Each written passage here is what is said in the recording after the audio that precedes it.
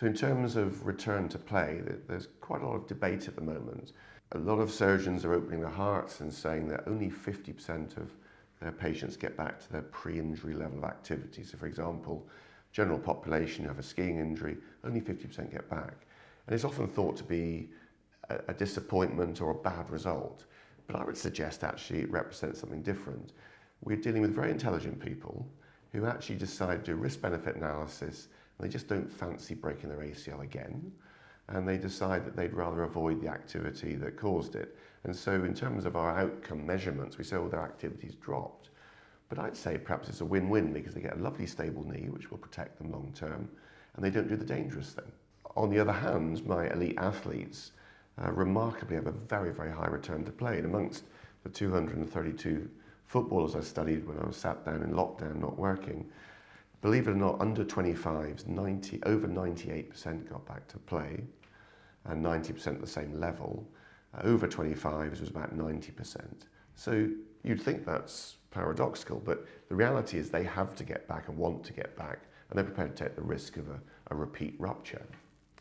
But the other thing to say is when I've studied my elite athletes who have redo surgery, they still have a return to play of 90%. And we have a big series of these. So it's not as devastating in terms of return to play, but whether or not that's sensible for the health of their knee in the long term is a different matter. And so actually, when my normal patients, my normal population patients have ACL surgery, I'm not too upset if they don't get back, because I think, as I say, it's probably a win-win. And long term, they probably have healthier knees. And as my father-in-law says, the only people he knows who were friends of his who had joint replacements were all brilliant at sport.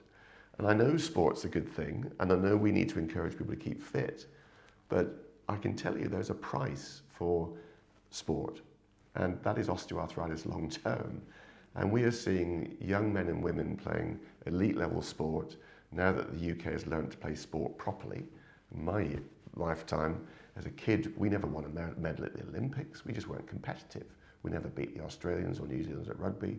We do now, but we do because we play harder and we load the body worse. And so we're getting more and more arthritis as a result of playing aggressive sport, if you like. So how do you measure success is quite interesting. But if somebody wants to get back to high-level sport, I can get them back in the vast majority of cases, even elite sport, where you'd think it'd be harder. But everything's on my side. We've got a patient who's motivated, they want to play, whereas Joe Public very reasonably might not want to do all the rehab that's necessary to get back to that level of pre-injury, and perhaps they're sensible and just think, actually, I wouldn't go skiing anymore.